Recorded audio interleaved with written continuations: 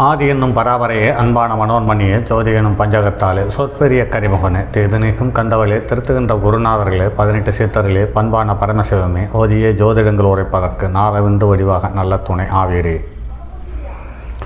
உலகில் உள்ள தமிழ் பேசும் அனைத்து நல் உள்ளங்களுக்கும் மற்றும் ஜோதிட சான்றோர்களுக்கும் ஜோதிட ஆர்வலர்களுக்கும் மற்றும் ஜோதிட மூர்த்தி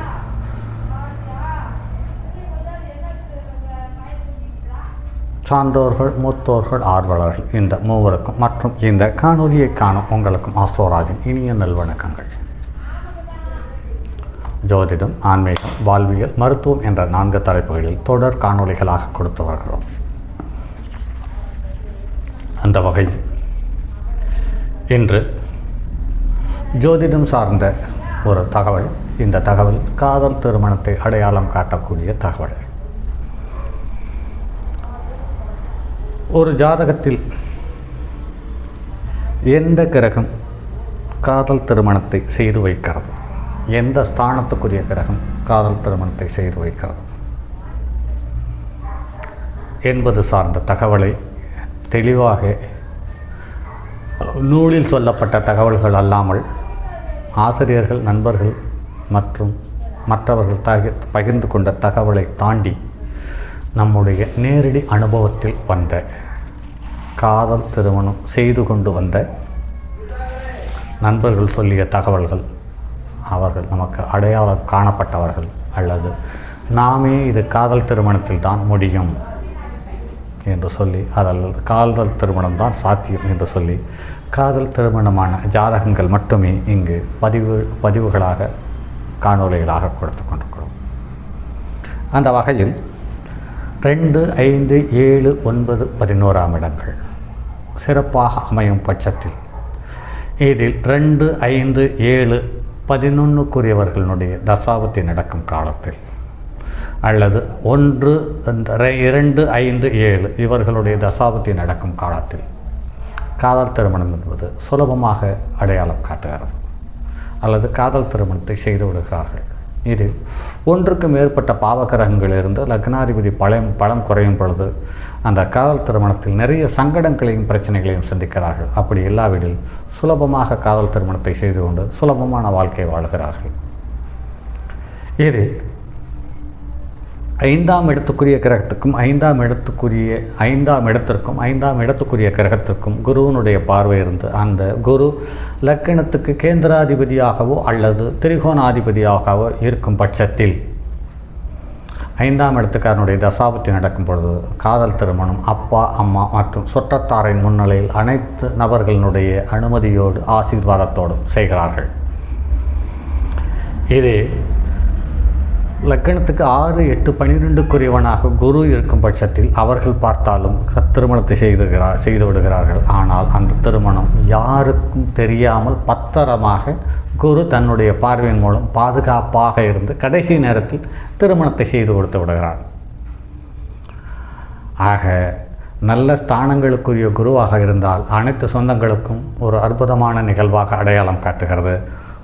துருஸ்தானத்துக்கு சம்பந்தப்பட்ட கிரகமாக குரு அமையும் பட்சத்தில் ஊருக்கே தெரிந்த காதல் உள் வீட்டில் இருக்கக்கூடிய உறவுகளுக்கு, அதாவது இரத்த சம்பந்தப்பட்ட உறவுகளுக்கு, அதாவது தாய் தந்தைக்கு தெரியாமல், சகோதரனுக்கு தெரியாமல் இந்த நவகிரகங்கள் பத்திரமாக பாதுகாத்து வைத்திருந்து காதல் திருமணத்தை செய்து விடுகிறது என்பது நடைமுறையில் பார்த்து ஆச்சரியப்பட்டிருக்கிறோம்.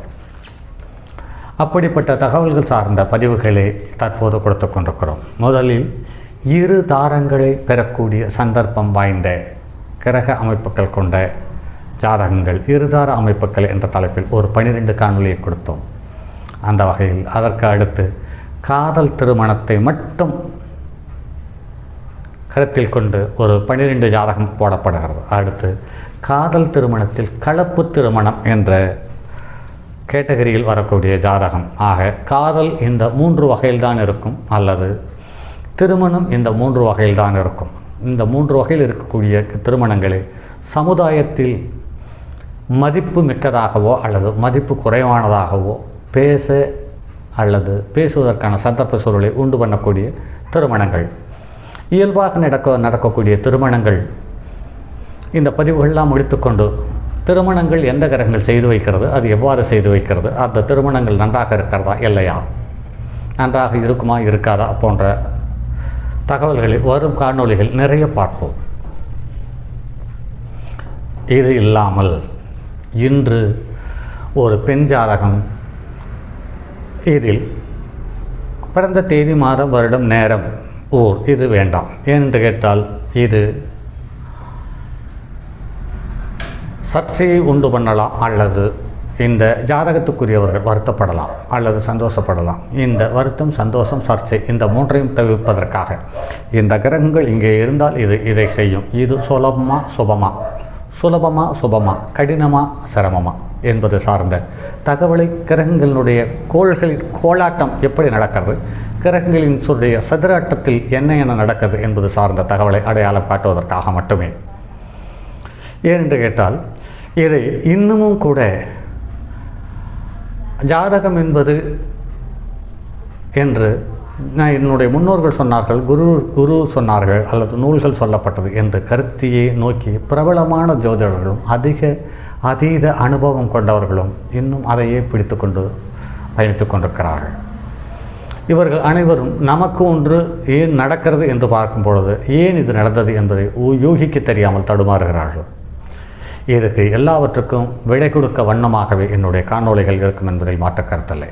5க்குரியவன் 5ஆம் இடத்தை பார்க்கிறானா, லக்னாதிபதி லக்னத்தை பார்க்கிறானா, இரண்டும் சம அளவு தகுதியுள்ள கிரகமாக இருக்கிறதா, 4, 9க்குரியவர்களுடைய பாகை குறைந்திருக்கிறதா, கண்டிப்பாக காதல் திருமணம்தான்.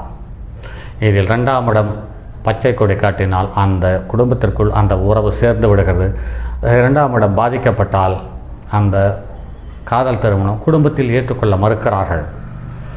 லக்கணத்துக்கு 11க்குரியவர்கள் சம்பந்தம் பெறும் பொழுது நல்ல பெரிய மனிதர்களுடைய ஆசி கிடைக்கிறது. அப்படி 11க்குரியவனும் 2க்குரியவனும் பாதிக்கப்பட்டிருந்தால் 5, 7க்குரியவன் மட்டும் சம்பந்தப்பட்டிருந்தால் அதுவும் காதல் திருமணத்தை நடத்துகிறது. ஆனால் அந்த காதல் திருமணத்தில் அந்த காதலர்களாக இருந்து தம்பதிகளாக மாறியவர்கள் பலமான நெருக்கடியும் பிரச்சனைகளையும் சந்திப்பது என்பது நடைமுறையில் பார்க்க முடிகிறது. அப்படிப்பட்ட ஒரு ஜாதகம், பெண் ஜாதகம், மேச லக்கணம், லக்கணத்தில் சனி நீச்சம், 4ஆம் இடத்தில் ராகு, 7ஆம் இடத்தில் செவ்வாய், 10ஆம் இடத்தில் கேது, 11ஆம் இடத்தில் சூரியன் பதம், 12ஆம் இடத்தில் குரு, சுக்கிரன், சந்திரன் ஆக 9 கிரகங்கள். லக்னம் அசுபதி நட்சத்திரத்தில் 4ஆம் பாதத்தில் அமர்ந்து 12.21 பாகையை பெற்றிருக்கிறது. சூரியன் அவிட்ட நட்சத்திரம் 4ஆம் பாதத்திலிருந்து 5.21 பாகையை பெற்றிருக்கிறது. சந்திரன் பூரட்டாதி நட்சத்திரம் 4ஆம் பாதத்திலிருந்து 0.17 பாகை பெற்றிருக்கிறது. ஆக இந்த சந்திரன் தான் இந்த ஜாதகத்தின் மிக மிக குறைவான பாகை பெற்றிருக்கிறது.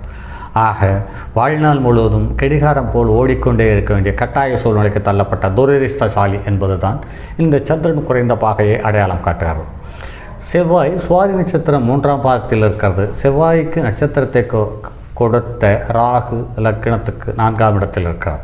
அது ஒரு வகையில் பாவக்கிரகம் கேந்திரம் பெறுவது சிறப்பு என்று பார்த்தாலுமே கூட லக்னாதிபதி நின்ற ராகுவனுடைய சாரமும் 7ஆம் இடத்தில் இருக்கக்கூடிய சனியினுடைய பார்வையும் சின்ன சின்ன அவமானங்களையும் சங்கடங்களையும் அள்ளித்தர தவறுவதில்லை. அதற்கடுத்து புதன் சதய நட்சத்திரம் 3ஆம் பாதத்தில் இருக்கிறது. ஆக புதனும் ராகுவனுடைய சாரத்தில் இருக்கிறது, செவ்வாயும் ராகுவனுடைய சாரத்தில் இருக்கிறது. ஆக இவர்களுடைய காதல் திருமணத்துக்கு அந்நிய ஜாதிக்காரர்கள், அந்நிய மனிதர்கள் முழுவதுமாக உதவி புரிந்திருக்கிறார்கள். அடுத்து குரு உத்திரட்டாதி நட்சத்திரம் 2ஆம் பாதத்தில் இருக்கிறது, 7.24 பாகையில் இருக்கிறது. சுக்கிரன் பூரட்டாதி நட்சத்திரம் 4ஆம் பாதத்தில் 1.45 பாகையில் இருக்கிறது. சனி அசுபதி நட்சத்திரம் 2ஆம் பாதத்தில் 5.17 பாகையை பெற்று நீச்சம் பெற்றிருக்கிறது. ராகு ஆயில்ய நட்சத்திரம் 4ஆம் பாதத்தில் இருந்து 28.7 பாகை அதிகபட்ச பாகை பெற்றிருக்கிறது. கேது அவிட்ட நட்சத்திரம் 2ஆம் பாதத்திலிருந்து இதுவும் அதிகபட்ச பாகையை பெற்றிருக்கிறது என்பது சிறப்பான விஷயம். ஆக ராகு கேதுக்கள் மூலமாக இவர்களுடைய வாழ்க்கையை சுலபமாக மேல் நோக்கி இழுத்துச் செல்ல முடியும் என்பதில் மாற்று கருத்திருக்க முடியாது. ஆக இங்கு செவ்வாயும் சுவாதி நட்சத்திரத்தில் இருக்கிறது, புதனும் சுவாதி நட்சத்திரத்தில் இருக்கிறது. இது ரொம்பவும் யோசிக்க வேண்டிய ஒரு காதல் திருமணத்தை செய்து வைத்து சங்கடங்களை உண்டு பண்ணியிருக்கிறது என்பதுதான் நடைமுறையில் பார்த்திருக்கிறோம். அடுத்து காதல் திருமணத்தை செய்த கிரகங்கள் எது? லக்னத்திற்கு 3, 5க்குரியவர்கள் ஒன்று சேர்ந்து லக்னத்துக்கு 11ஆம் இடத்தில் லாபஸ்தானத்தில் இருந்தாலும் அது பாதகஸ்தானமாக அமைந்து நிறைய சங்கடங்களோடு கூடிய காதல் திருமணத்தை தந்திருக்கிறது.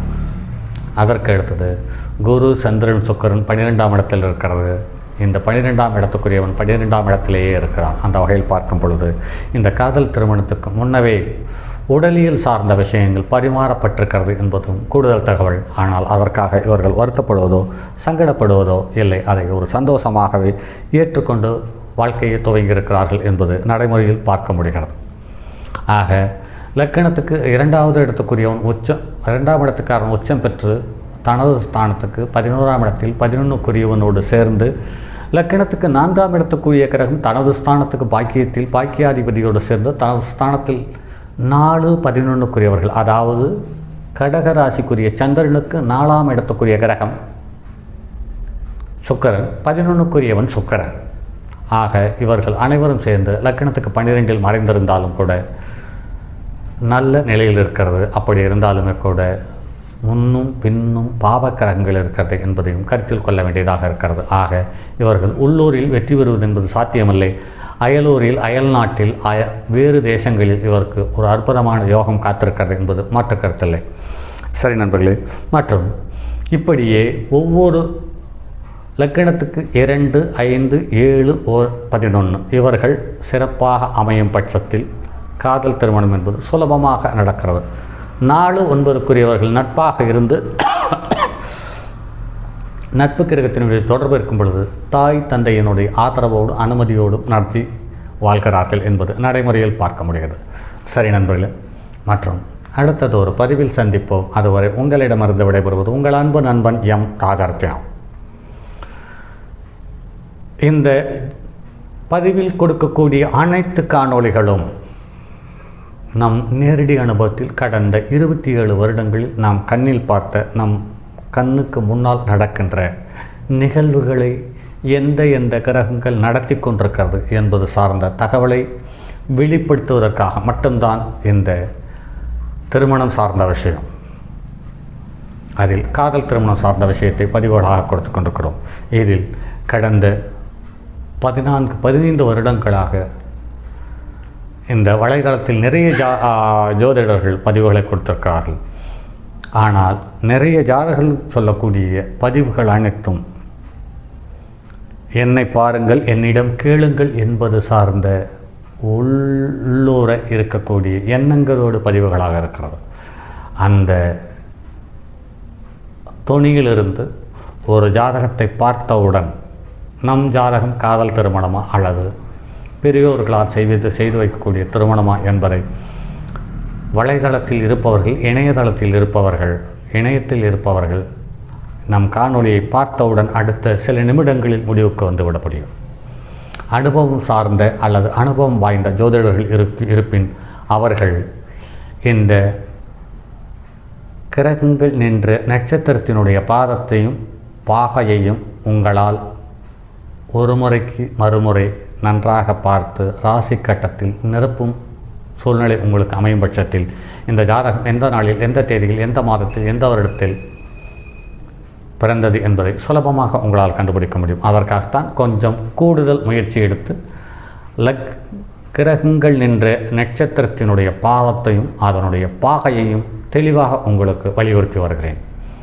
ஆக இந்த பதிவை பார்க்கும் நண்பர்கள் ஜாதகத்தை அல்லது ஜோதிடத்தை கற்றுக்கொள்ள விருப்பம் இருக்கும் பட்சத்தில் என்னுடைய காணொளியை தொடர்ந்து பாருங்கள். உங்களுடைய ஜோதிடத்தில் இருக்கக்கூடிய அனைத்து கேள்விகளுக்கும் அனுபவம் சார்ந்த பதிலாக கிடைக்கும்.